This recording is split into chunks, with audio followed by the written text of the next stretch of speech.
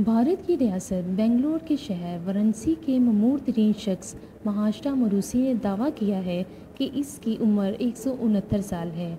इसने कहा है कि वो 6 जनवरी 1835 को बेंगलोर में पैदा हुआ और इसके पास अपनी पैदाइश के सबूत भी मौजूद है। इसके दावे के मुताबिक अगर वो हक़ाइक़ सच बता रहा है तो उसका नाम गैंगस्टर वर्ल्ड रिकॉर्ड में शामिल होना चाहिए, क्योंकि वो दुनिया में अपनी तारीख़ पैदाइश के हवाले से ममूर तरीन शख्स है।